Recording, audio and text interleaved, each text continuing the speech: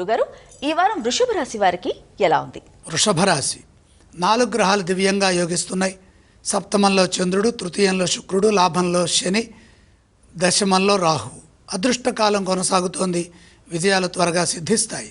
యోగ్యతను అనుసరించి వచ్చిన ప్రతి అవకాశాన్ని సద్వినియోగం చేసుకోండి. కార్యసిద్ధి బ్రహ్మాండంగా ఉంటుంది. దేనికి వెనకడుగు వేయకుండా మీ ధర్మాన్ని మీరు ధర్మబద్ధంగా నిర్వర్తించండి. అలాగే ఇతరులపై ఆధారపడకుండా కృషి చేయండి. నిరంతర సాధన విజయాన్ని ప్రసాదిస్తుంది. వృత్తి, ఉద్యోగ, వ్యాపారాల్లో అనుభవంతో ముందుకు సాగండి. ఆశయం నెరవేరుతుంది. కృషిని కొనసాగించండి. గుర్తింపు లభిస్తుంది. తగిన ప్రతిఫలం అందుతుంది. దేనికి వెనకడుగు వేయొద్దు.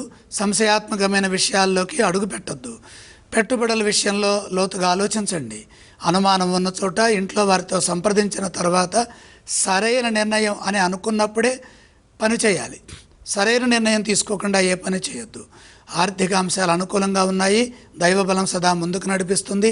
మనోబలంతో విజయాలు సాధించడానికి కాలం సహకరిస్తుంది. శాంతియుత మార్గంలో సంభాషిస్తూ లక్ష్యాలను పూర్తి చేయండి. మంచి భవిష్యత్తు లభిస్తుంది. సమయస్ఫూర్తి మేలు చేస్తుంది. వృషభ రాశి వారు ఏ స్తోత్రాలను పఠించాలంటారు? వృషభ రాశి వారు లక్ష్మీ ధ్యానం చేయటం ఉత్తమం. వారు ఏ ఆలయాలను సందర్శించాలి? వృషభ రాశి వారు లక్ష్మీ అమ్మవారిని దర్శించడం మంచిది. ఎటువంటి దానాలు చేయాలి? దానాలు అవసరం లేదు.